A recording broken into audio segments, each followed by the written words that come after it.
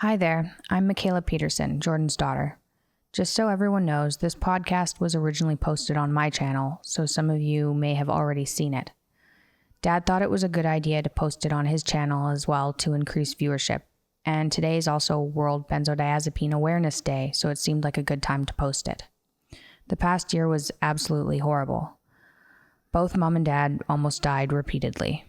Andre, my husband, and I have spent every day for the last 6 months trying to find my dad help, looking everywhere, traveling around the world. If it hadn't been for Andre, we wouldn't have made it. This was a difficult interview. It flattened both of us the evening we recorded it. He's been in the public eye for years now, and we both thought explaining what's gone on in the last year could help other people avoid the same hell we've been through. We're going to do another JBP update in 2 to 3 weeks on the Michaela Peterson podcast to keep people informed of Dad's progress and maybe delve into his future plans. Please check out the links in the description and in the show notes to learn more about the topics we're about to cover. Hi, Dad. Hi, kiddo. It's really nice to be doing a family update with you rather than about you. Yeah. Well, it feels like a good thing from this end of the universe as well. Good. When was the last time you used a mic to record anything for YouTube? It would have been last fall, likely early fall, maybe September. It was a while August, ago. maybe even. Yeah, almost a year. Yeah, a long time. So Felt like a long time too. it felt like a very, very, very long time. Very long time. Yes. Well, in the most Canadian fashion I can muster, what the hell happened, eh? Right. That's what people were asking online. Eh? Right. What happened? Well, an accident is when 3 or 4 or 5 unlikely things happen at the same time. And I would say that's what happened. I mean, first of all, I spent last January with you in Zurich at a hospital. I wasn't in the hospital, but I was there most of the time. You were in the hospital a lot. I was in the hospital a lot, yeah. Well, I had to feed you, or make food for you. Yeah, he brought me steak. Through all of January, and you were getting some pretty invasive surgery done on your foot. And then your mom and I, Tammy and I, went to Australia and New Zealand for most of February, and that was actually not too bad a trip. Mm-hmm. I felt all right, and she was feeling all right too, but we knew her surgery for what was hypothetically a relatively treatable cancer was coming up in March, so that was hanging over our heads, although we weren't overwhelmingly worried about it. And then she went and had her surgery, and then we were informed 6 weeks after that, after she had recovered but was still suffering some pain, that the easily treatable and non-dangerous, slow-growing malignancy that we were told she had was, in fact, something fast-growing with something near 100% fatality rate within a year, regardless of treatment. Mm-hmm. Like brain cancer. Yeah. So completely that was deadly. We were told that in about 10 minutes. And so when we were just expecting if not a clean bill of health, at least a representation of what we'd already been told. And then she went in to have more invasive surgery, and hypothetically that worked, but it created terrible side effects. Mm-hmm. And that was the start of a whole other 6 months long nightmare of trying to deal with surgical complications, which we did eventually resolve, but not until the middle of August. In fact, literally not until the day of our 30th wedding anniversary. Yeah. So that was all hair-raising and stressful, to say the least. I mean, you and I have talked about that, but we seemed to have a life-threatening emergency on Tammy's part for about every 3 days for about 6 months. And then I had my own problems start to develop really with any degree of severity in about April, May, something like that. I had been taking benzodiazepines since 2016. So why, before we get into that, Yeah. why did you start taking benzodiazepines? Well, in over the Christmas vacation in 2016, you and I and Julian and my son and Tammy went out to Vancouver Island to visit her parents and siblings. And when we were there, you and I and Andre, your husband, ate something that didn't agree with any of us and Sulfites. had a very severe reaction to that. I'm still on board. It was sodium that seems to be the most metabisulfite. logical conclusion, but I was, we had the same symptoms. I don't know if I was any more seriously affected than you or not, but I was freezing cold for about a month. I couldn't get warm no matter how much I wore. I couldn't stand up without fainting. I couldn't sleep. I don't think I slept at all for something on the order of 3 weeks. Yeah, people like you went on Joe Rogan and talked about a sulfite reaction you had and how you didn't sleep, and people commented that, oh, it's not possible to stay awake for that long. But if you actually look into sodium metabisulfite allergies, the symptoms that we experienced aren't unheard of. There are papers. Well, it's also impossible to stay awake voluntarily that long. That's not the same as not being able to sleep. Those are very, very different things. Whatever. It's possible that when I was laying there thinking I wasn't sleeping, that now and then I drifted off and would wake up and not notice. I mean, I can't eliminate that as a possibility, but I can certainly tell you that I slept little enough so that it was exceedingly unpleasant. It's a very long time to stay awake. And when we went back to Toronto, our family physician prescribed benzodiazepines, which are often used as a sleeping aid and an anti-anxiety medication, and something called Zopiclone, Imovane. And I hardly took the Imovane at all, maybe 4 or 5 times. But I took the benzodiazepine the way that it was prescribed, twice a day, 0.25 milligrams. And that seemed to bring the symptoms to a pretty rapid halt, which is also part of the reason I didn't need the Imovane. And then there were so many other things going on around me at that time that I never really thought about it again. You know, I thought that it was a relatively harmless drug, and I was taking it in a prescribed fashion at not too high a dose. And I developed symptoms that I now recognized were associated with its use. Weakness on my left side, and like a feeling of detachment from people around me, people I loved, some decrease in the ability to experience joy. But it wasn't until much later that I actually associated with the benzodiazepine use. Yeah. When your mom got so sick, my anxiety levels had been climbing up again. Well, yeah, that was unbearable. I mean, the response I had, if you're told your parent or your wife of almost 30 years has no chance and is going to be dead in the next 10 months. That's what we were told. That surgery doesn't help and that chemo doesn't help and that this is a fast-growing cancer and you're screwed no matter what. Right. That's what we heard in one day. So yeah, anxiety. Well, then we went all over North America, to New York and to Houston and to LA, looking for different opinions before we decided to settle on surgery. And everyone gave us the same opinion. Yes, which was that nothing is going to help, but surgery was probably the best low probability bet.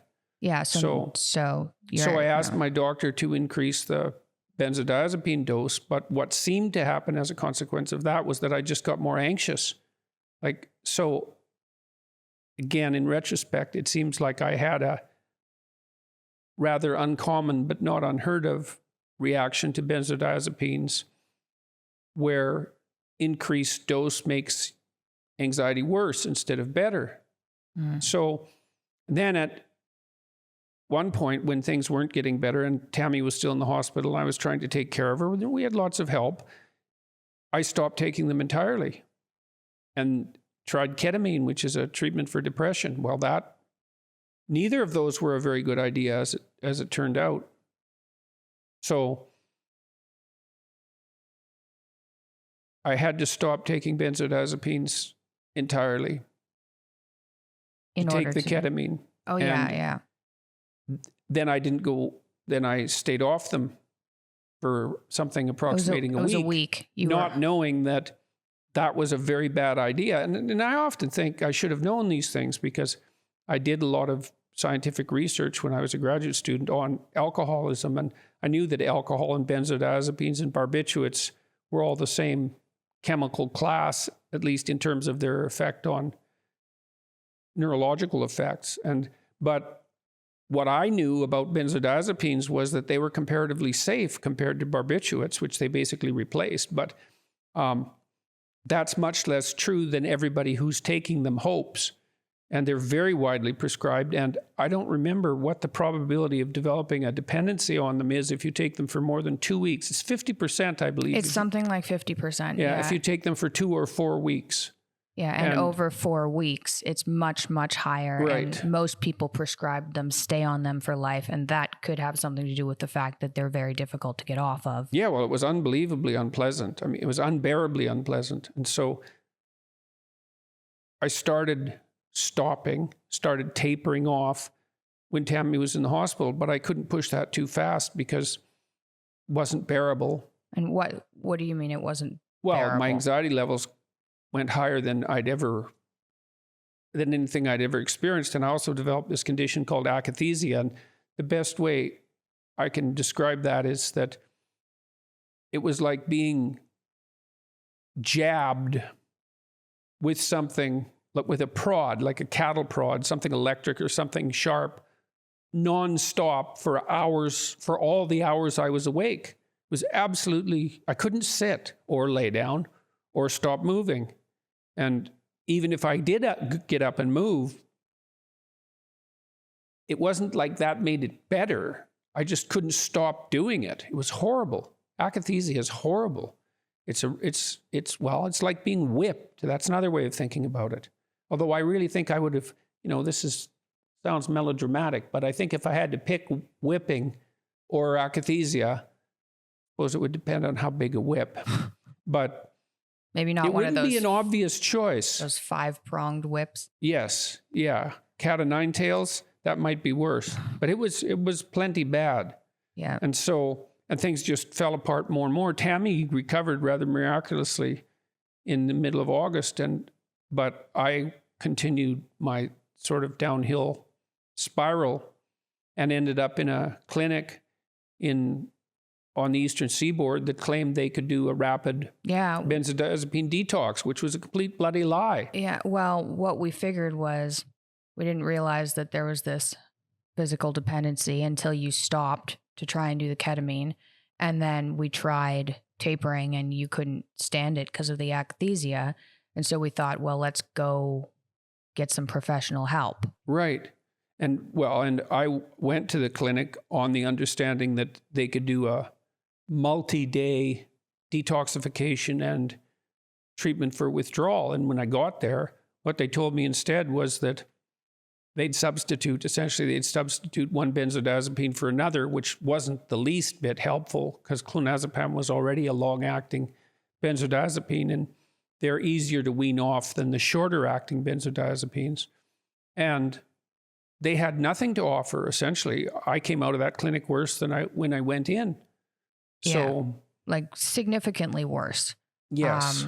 On 2 more sedative-like drugs in order to dampen down the akathisic symptoms. Right, which wasn't helping much. Given the fact that the benzodiazepines were causing the akathisia. Yes. Yeah.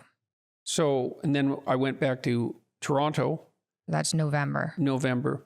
And things maintained their downhill trajectory, apart from the fact that Tammy was recovering quite nicely, which of course was great. But then I ended up in the hospital in Toronto, and the hospital I ended up in was also worse than useless. Yes. So, and I don't remember this part of it from December 15th onward. You and Andre, your husband, took me out of that hospital, and we went to Russia, of all places, near Moscow, to try a treatment offered by a clinic there that used... They use propofol and Dextor. Right. Propofol as a heavy sedating agent, which basically made me unconscious for 9 days. Yeah, so you were completely out for 9 days. Well, I also had pneumonia, which I developed apparently in the hospital in Toronto. Well, yeah, it was quite entertaining, the whole string of events. We got questions about, why on earth would you go to Russia when you could get, world-class care in North America? And the reason for that was because we had tried the Ashton Protocol. Switching over to Valium, we tried the Ashton Protocol, and lots of people have success with that, although it sounds horrible. And lots of people don't have success with it. Yeah, I put out the first family update we did was when you went to the first rehab center in the States. And after I put that out and said, this is what's going on, I had hundreds, if not thousands of people respond, telling me how horrible benzodiazepine withdrawal could be, how they couldn't work, how they were pacing around their backyards for a year.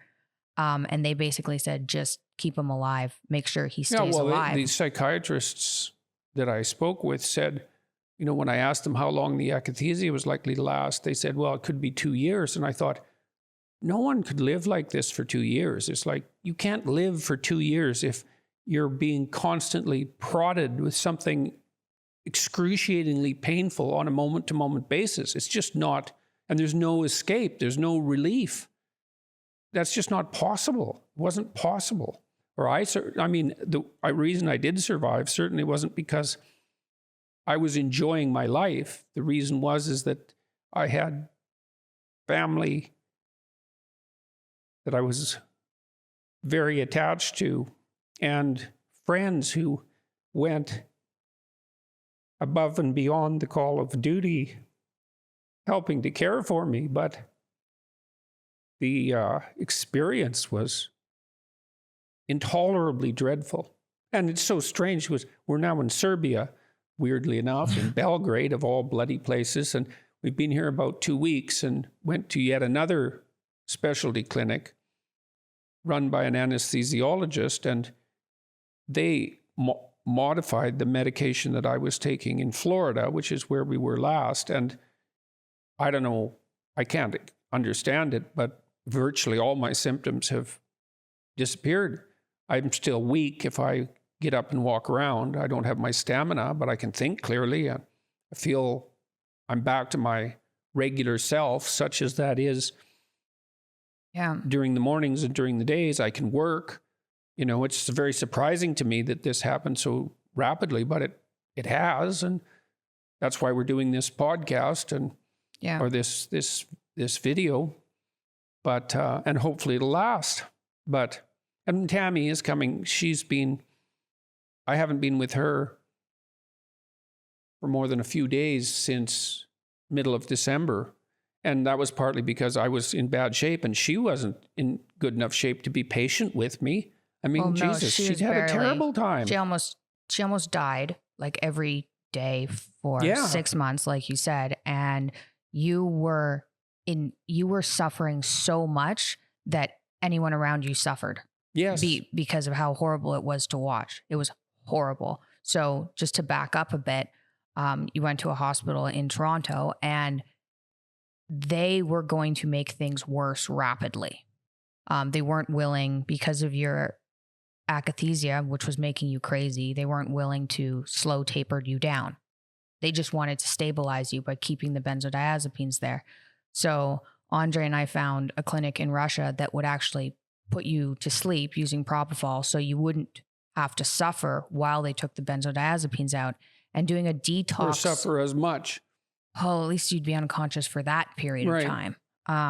And doing a detox on benzodiazepines isn't recommended. You're supposed to do a slow taper, but your akathisia was so bad that even staying at the same dose was dangerous. Right. So we needed to get rid of that. So we spent time in Russia, managed to get it out, and it was horrible. Well, you guys took a big risk taking me out of the hospital in Toronto, which nobody recommended. The psychiatrists certainly weren't in favor of it. And taking me somewhere as foreign as Moscow and then attempting this,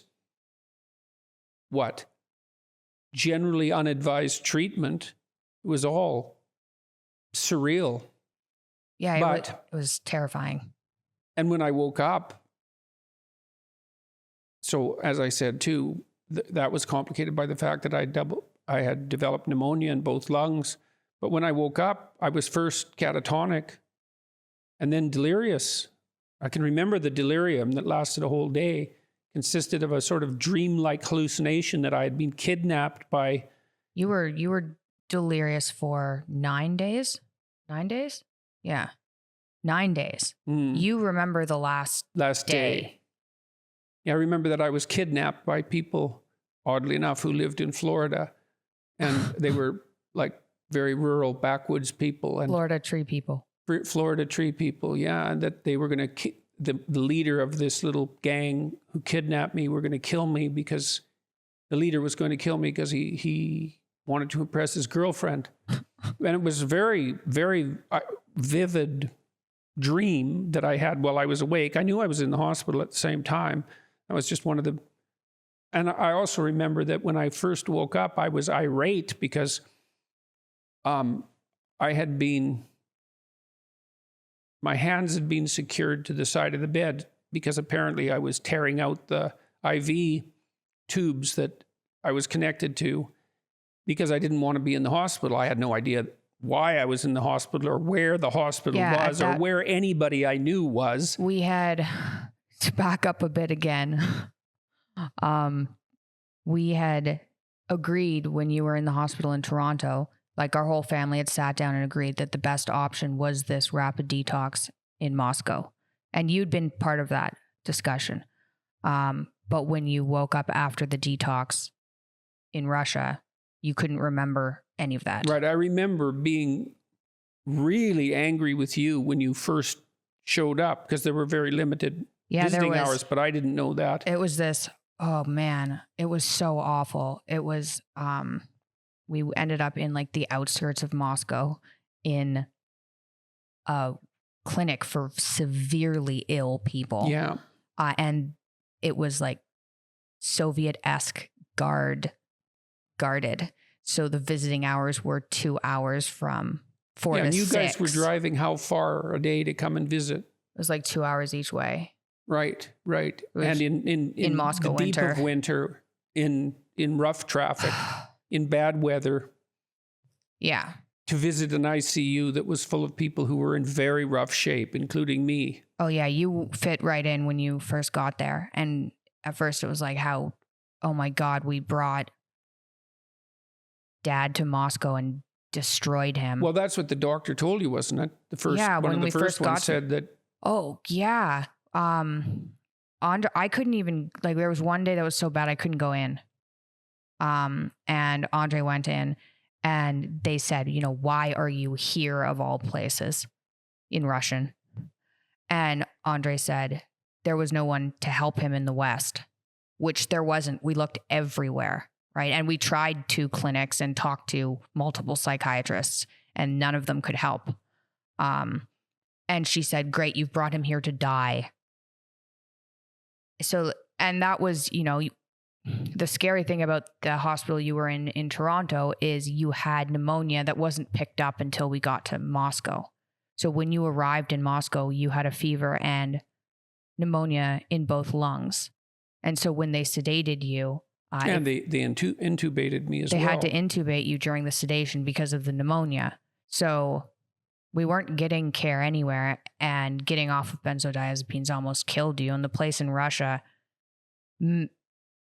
managed to stabilize you, but it was... Yeah, to some degree. Like, I didn't have... The akathisia was much reduced. Yeah, when the benzos were finally... So they did some plasmapheresis as well to get rid of the benzodiazepines in your blood, because the half-life of benzos are so long that even when you stop taking them, of that particular kind, particularly. Yeah, it takes a really long time for it to get out of your blood. So one of the things they did when you were under was plasmapheresis to get rid of all the benzodiazepines. So when you woke up, the only good thing that had happened was you weren't taking benzodiazepines and you weren't akathisic. You were totally screwed, but you weren't akathisic. Right, yes, and that was a great relief. And then we went to a rehab center for a while in Moscow that was less medical and more physiotherapy oriented. And for a while I couldn't type because I couldn't remember how to put my hands on the keyboard. I couldn't walk up and down stairs because I couldn't see the stairs properly. I couldn't do up buttons. And one night I got up to use the washroom and then came back into my bedroom and I couldn't remember how to lay down. I tried for about 40 minutes. I couldn't remember the sequence of actions that would enable me to lay down. So this was probably 2 or 3 in the morning. I ended up calling for a nurse so that the nurse, who was a very helpful person, could come in and tell me how to lay down. So that was very strange, kind of cortical blindness. So I stayed in there for 2 weeks? Mm-hmm. And then we went to Florida where we thought it would be sunny and easier to recover, which it might have been. But when I was in Florida, my anxiety levels were, I wasn't akathisic most of the time, but my anxiety levels were unbearably high. And that finally got so bad that I had family members there who were taking care of me. You were there, of course, and Andre, but also my parents, my sister, some friends. Tammy came for a while. My son came for a while. But it got to the point where it was obvious that just the care of family members, no matter how well-intentioned, A, wouldn't be sufficient, and B, was just too much to ask of people. The responsibility was too great. And so that's when you and Andre had been communicating with this Serbian medical clinic for about 6 weeks, something like that. And they had been quite helpful. 5 months. Okay. Well, this is partly why we're doing this together, is because I don't know all the facts at hand. Yeah. But they were helpful. They were helpful. We, Andre managed to get in touch with this clinic in Belgrade where it's not, at least people who are treating you, it's not run by a psychiatrist, it's run by an anesthesiologist, which seems to be how you need to be treated. Well, it seems to be working for me at the present anyways, and that's the best we've got. And it's pretty good because I felt better. Probably I felt better. See, there are things about the benzodiazepines too that I didn't really understand until I began to decrease their use. I had become quite isolated from my family members. Yeah. It was most noticeable, I would say, in my relationship with my son. But it was like there was a barrier up between me and people. It was noticeable. It was noticeable. I attributed that to the strange twists and turns my life had taken in the previous 2 or 3 years, because there was no shortage of strangeness on that front. And then also I had a strange muscle weakness that plagued me. And I now realize in retrospect that was all a consequence of benzodiazepine use. So using it, well, this is part of the reason we're doing this podcast or video as well, to let people know these are very widely prescribed drugs, and they are not safe to take for more than 2 weeks or a month at the absolute maximum. And if you take them longer than that and you end up addicted, or dependent, which means that you'll suffer withdrawal symptoms on their cessation, you are going to be one sorry person. Some people, have a better time of it when they stop their use than others. But enough people have a terrible time so that it's an absolute, it's a medically induced epidemic. It's a complete bloody catastrophe. Yeah. It's probably worse than the opiate epidemic, and that's really saying something. So, and I don't know if I'm out of it or not. I have a hard time believing how much better I feel than I did 2 weeks ago. It doesn't seem plausible. So, it's possible that things will just deteriorate for me again, although I don't feel like that at the moment. I feel like things are put back together in an important way. Fortunately, one thing I've been able to continue doing through all of this is I'm writing a new book, and it's due in the middle of July, and that's going quite well. And I was able to do that even when I was in these different clinics, hospitalized in all these different clinics. Although I don't think I did any writing in Russia. No. Not Well, until the very end. Yeah. At the very end, you did before we went to Florida. Yeah. You were editing. Yeah. Well, I remembered one other thing we were going to discuss. You know, some people, okay, first of all, I've had a tremendous amount of support from family members and friends. Like, really, I mentioned this earlier, but it's worth mentioning again. People have gone far beyond the call of duty to help me and Tammy and I in the last year and a half. And there's been an unbelievably massive outpouring of public support, which has really taken me by surprise in some sense, because, you know, it's one thing to express your condolences if you're discussing someone who, like my wife, is suffering from something clearly that's clearly not of her making, cancer, for example. But a dependence is more ethically questionable, right? Because you think, well, everyone thinks, well, you know, what did the person obviously made some errors in choice that contributed to this. And that's a reasonable objection, and despite the fact that there are many people who found that their opinions didn't align with mine, let's say, the proportion of negative comments I got about what I was going through was very small. So that was really something. But nonetheless, one of the things I wanted to talk to you about today was the fact that, what's the old saying, physician, heal thyself, right? I wrote a self-help book. I'm a psychologist. It's like, well, why the hell didn't I see this coming? And why wasn't I more cautious? And I think those are reasonable questions. Why should people take advice from? And then that's the next question is, why should people take anything I say seriously because of that? And I guess what I would say is, if you're going to wait to learn from people who don't make mistakes, or don't have tragedy enter their life, you're going to spend a long time waiting to learn something.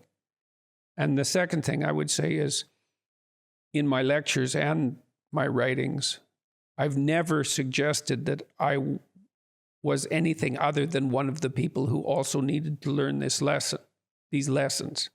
So I included myself in the population of people who needed some moral improvement. And then the last thing would be, you have to make the decision about whether or not to attend to anything that I'm doing based on your own judgment about what I've done and said. And if you find that that's not convincing, then that's your prerogative. And if you find that it's useful, then, well, I'm delighted by that, obviously. And that's that. That's as much as there is to say. Well, I think one of the points of doing this podcast was to inform people so that other people don't have to go through the same thing you went through, because watching it from the outside was the worst thing I've ever seen. Definitely. And hopefully educating people on the dangers of this will... Well, that's saying something, because weren't you awake when they replaced your ankle last year in January? Oh, yeah, but that was like, there was still an element of... Yes, I was awake when they replaced my ankle because I was trying to avoid the general anesthesia, because I didn't want the general anesthesia hangover. I should have just done the general anesthesia, which is something I realized when they were hammering my ankle. But yeah, watching you in how long you've been in pain has been significantly worse. And I did want to mention too, because people are going to be wondering, why you didn't get more help in North America. And one of the reasons was, well, we went to Russia. We successfully got Dad off of benzos, which 2 clinics in North America hadn't been able to do. We did manage to do that. And the damage that the benzos had caused and the detox caused was significant, but there wasn't any akathisia. So then we brought you back to Florida because we thought there's no point in leaving you in a center somewhere, right? You can come back, you can stay with family, and we can just wait. And maybe it's going to take two years. It looked like it was going to take a really long time if you were ever going to recover fully. We thought it'll be more comfortable in somewhere like Florida. And we waited. And it probably was. Yeah, well, Moscow winter was a little anxiety provoking, other than the medical experience you were going through. It was a little anxiety provoking. So there was Florida, and then the pandemic hit. So we weren't really able to go anywhere. And Andre and I spent months looking for a place that would take you and actually treat the neurological damage done by the benzodiazepines. Because this wasn't like, when I was 17 and had my ankle and hip done, I took OxyContin, a high dose of OxyContin for a year.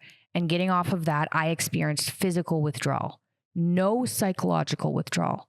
So lots of people aren't aware of the difference between psychological and physical and that's dependence. basically the difference between abuse and dependence. Yeah, and physical withdrawals means your body gets used to the drug that you're on, and when you take it away, it's as if your body's missing something. Yes. So with that's what I had with benzodiazepines.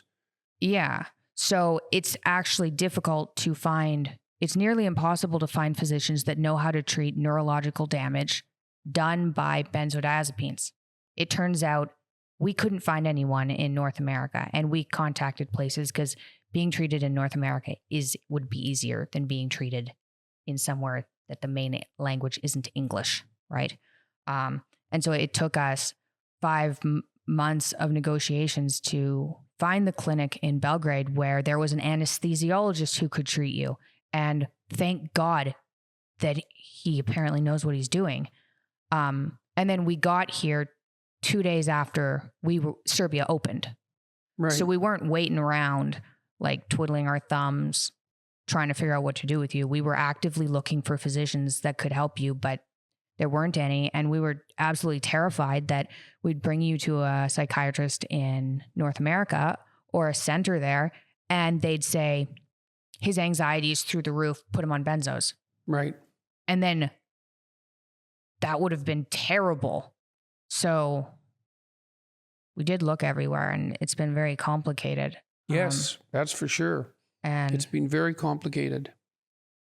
And so, maybe we're confident enough that we've come out the other side of it, at least to some degree, that we were willing to risk making this interview, this video. Mm-hmm. And so, and the reason we're doing it, apart from telling people that they should be exceptionally careful with benzodiazepine prescriptions, and like a very large number of elderly people are prescribed benzodiazepines, most of them women, but plenty of men too. And you do that at your peril. It also increases the risk of dementia quite substantially. So that's a lovely additional benefit. So watch it. It's a catastrophe that benzodiazepines are being prescribed the way they are so broadly. And so there's that. But then also we felt that because, I don't know how you'd say it, because people had been party to my certain elements of my private life and me to theirs, perhaps, that it was morally obligatory to bring people who are interested up to date on what's occurred.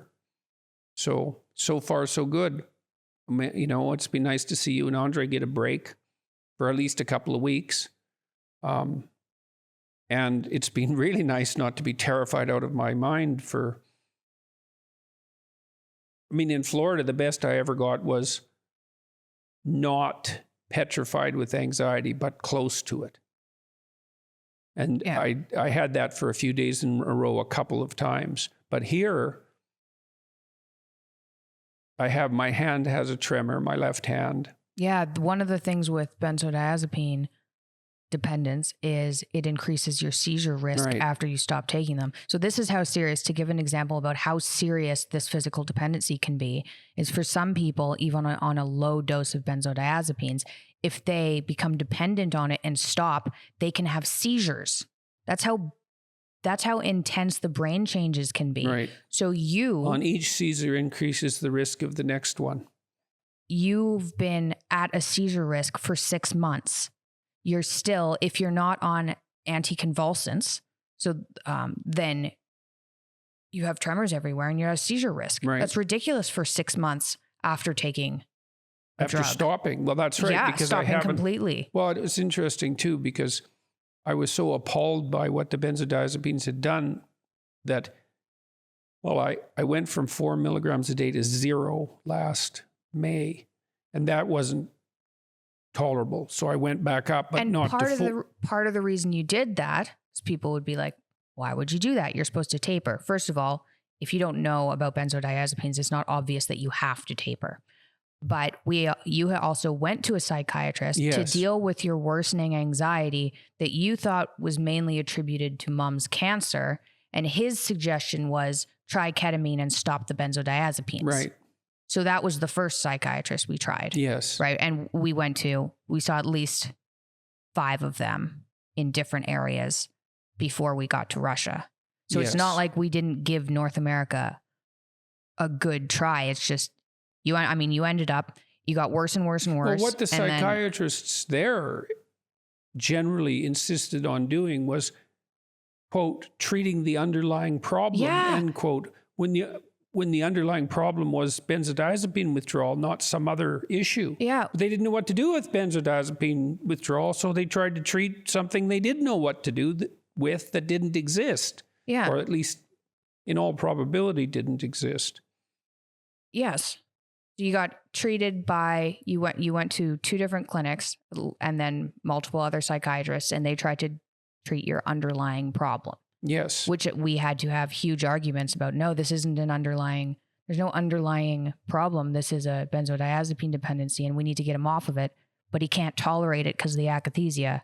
So how do you make him more comfortable while he's weaning down? And there was they really had no answer to idea that. what to Yeah, do. that's right. And that's something they've been very good at this clinic. Yeah. And advising you and me, for that matter, for the last few months while I've been trying to get my head screwed on straight again. Yeah, they tried helping us from afar, but we needed more help than that. So I guess one of the things we've learned from this is there may be ways to treat benzodiazepine withdrawal, right, that we're not aware of in North America that I'm aware of. Yes. So well, there may be ways. We'll talk about this again at some point in the relatively near future, when we're more certain that what is happening to me now is working. Yes. It's only been 2 weeks and it looks great.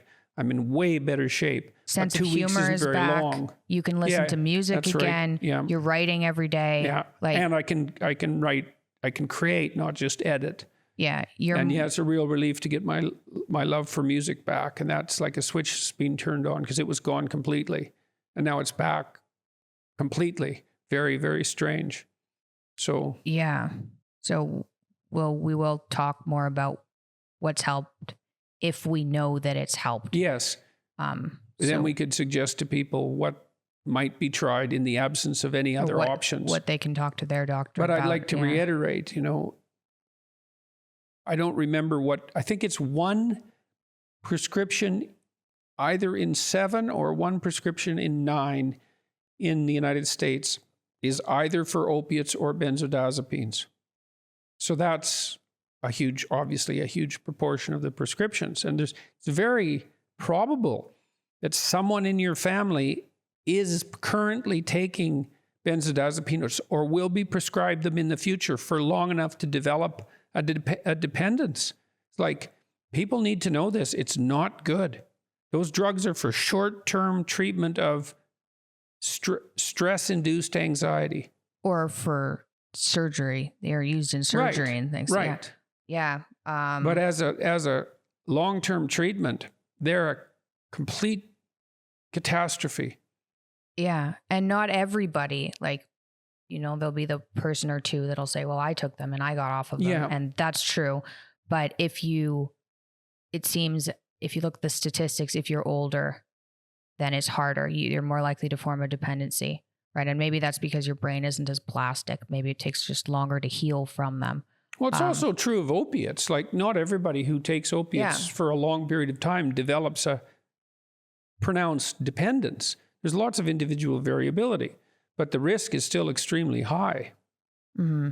I had people message me after the video in September saying they'd gotten off of multiple drugs, and that benzodiazepines had been the most difficult by far. Mm-hmm. People with experience with opiates as well, or heroin or something, said benzodiazepines was a completely different. Well, I'd had bouts of depression before last fall, let's say, in my life, and I would have to say those were among the worst experiences of my life. But I'd have to say that after searching long and hard for something that was worse than depression, I finally discovered it in akathisia. Because depression was, remember, we talked about that, right? And because you had suffered bouts of depression as well as the arthritis. And one definition we'd agreed on was that being depressed was like hearing that your dog had just died. Yeah. And remembering that continually. And then It's your way dog worse. died, and Yeah. you thought that, and that was a dog you actually liked a lot. You thought, well, that's bad, but it's not nearly as bad as depression. Not even close. Right. Not even close. I thought it was going to be as bad, but then my dog died and I was like, nah, depression is way worse. Sucks the joy out of absolutely everything. Can't even see colors vividly. Mm-hmm. Like the joy out of seeing colors, which you don't even think there's joy associated with that. But right, because, well, with severe depression, you lose positive emotion and gain a lot of negative emotion. But with this akathisia, it was like all of the negative emotion associated with depression, plus a very high level of anxiety, plus no positive emotion at all, plus the inability to ever relax, even for a moment. And so it was... Yeah. I wouldn't recommend it.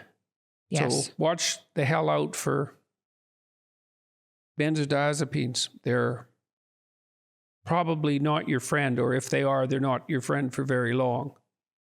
So, Yeah. And one of the weird things, I was prescribed lorazepam for sleep.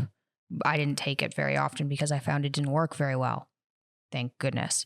But the funny thing about them, especially at a low dose, is they don't, or they didn't for me anyway, induce any type of euphoria. So when you take an opiate, when I took the OxyContin, I didn't like it, but there was some sort of high that had to do with the pain medication. But with the lorazepam, there was just an absence of something. Mm-hmm. So I think it's probably a sneakier drug to be on. right. Because... Well, I think that's partly why I didn't notice what it was doing to me too, is that there was no immediate effect in the day of taking it. I mean, I stopped having that terrible reaction that we attributed to food. And so that eliminated the insomnia and the anxiety, but there was no noticeable effect from the benzodiazepines. And so I just never paid any attention to them. It never occurred to me that they could be causing me serious long-term damage. You'd also taken SSRIs for over a decade. Yes, so it's and like they were very antidepressant, anti-anxiety medication. It turns out those are not the same medications at all. Well, and I even knew that to some degree, because I knew that SSRIs, the antidepressants, were much more effective long-term treatments for panic disorder than benzodiazepines. But it's quite shocking to me, actually, that I didn't know, despite my professional specialty, that I had no idea how catastrophic benzodiazepine use could be. Anyway, well, psychologists aren't psychiatrists. Psychiatrists prescribe medications. Psychologists counsel, right? Right, but it's still useful to keep up on the relevant literature. Oh, now you know. Yes, well, now I definitely, I don't think I'll forget that. Yeah. Yes. So It's funny. Maybe we'll stop with this. Once I started to decrease my use of benzodiazepines, I was never tempted to go back up, except right at the beginning when I went to 0 and had to. Well, you were going to have a seizure. Yeah, it wasn't good. I couldn't even communicate with you. But I thought after I got out of the Russian hospital that even if someone put a gun to my head and said, take this, I wouldn't. Well, I really think that for me, it's no overstatement to say that for me, the consequence of benzodiazepine withdrawal were worse than death. So, yes, that's what it looked like from the outside. Yes, well, you don't want to say something like that lightly, but there were plenty of times when it would have been preferable, as far as I could tell, just not to be there than to experience what I was experiencing. When you're in pain, people who are being at a certain level of pain is like that, right? Yes. If you're walking around, anything over really like a 7 or an 8, you can't stand it. Yeah. So that's what it looked like from the outside. Well, the other thing that the benzodiazepine withdrawal did that was absolutely dreadful was produce a sense of time distortion. So this was really obvious when I first woke up in Russia. Like the first day that you and I could speak again, you were wheeling me around in the aisle of the corridor of the intensive care unit. I was going to be wheeled around until it was time to eat. And I must have asked you how many times in 10 minutes what time it was. Probably every 45 seconds. Yeah, probably something like that. Yeah. And that's because for me, it felt like, a substantial amount of time had passed, an hour or 2 hours, something like that, some terrible amount of time. And so not only was I in pain and experiencing extremely high levels of anxiety, the duration of time had extended so that it was really unbearable. It was like the days were just lasting forever. And that actually disappeared quite a bit as the akathisia disappeared. And it isn't the case now, thank God, but it was brutal. It's funny, even now, because it's somewhat stressful to have this conversation, I can feel if I lift up my eyebrows a bit, like you might when you're interested in something. I can feel the tremors in my forehead, and that's partly stress-induced. So we should probably stop talking. Yeah, okay. We can call it a day. Yes. Well, it was good to be able to sit here and have this conversation. We're going to go eat a steak. That's the theory. Okay. All right. Well, thank you for talking with me. Well, thanks for being here. It's been a hell of a year. Thanks for your help, too. Yeah, well, I wasn't going to give up. And now we're in Belgrade and seem to have found an answer. Thank God.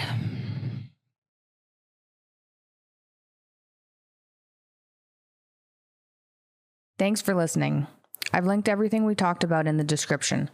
The rare type of cancer my mom had, sodium metabisulfite allergy symptoms that caused the original prescription for benzos, papers on paradoxical reactions to benzos, benzo statistics on dependency, information on akathisia, something everyone should be aware of, and other people's experiences with benzodiazepines. What my dad went and is going through isn't as uncommon as we're told.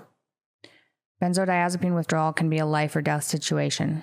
If it doesn't make the people who suffer through it so miserable they're suicidal, they could be at risk for seizures. Many people do not make it. My dad was forced to detox because the akathisia caused by the benzos was intolerable, and we had to abandon the prescribed tapering approach after many excruciating months. Detoxing from benzos is dangerous. It nearly killed him. But the state the benzodiazepines had put him in was more dangerous, and this isn't too uncommon. Most of the celebrity deaths we hear about are benzo-related. We're told about the opiates involved in these cases, but benzos aren't as commonly mentioned. Heath Ledger, Amy Winehouse, Michael Jackson, Philip Seymour Hoffman, Whitney Houston, Tom Petty, Anna Nicole Smith all had benzos related to their deaths. When you look at what happened to these individuals, you might think, well, that couldn't happen to me. But don't be so sure. We had all the resources we could have, and it took us over a year to remove the drug and stabilize my dad so that he could function again and not feel like he was in hell. He still has neurological damage from the benzos, and it's been 6 months since he stopped taking them. He's still at a risk for seizures. Fortunately, we've found world-class physicians who are treating him properly now. It was not easy to locate these people. Who would have guessed they'd be in Serbia? We are going to disclose what's helping my dad once we're more sure that the treatment is really working. Hopefully this podcast will help other people avoid the horror my family has had to experience and is still experiencing because of benzodiazepines. There are hidden dragons everywhere. I'm just thankful my dad is back. Talk to you next week.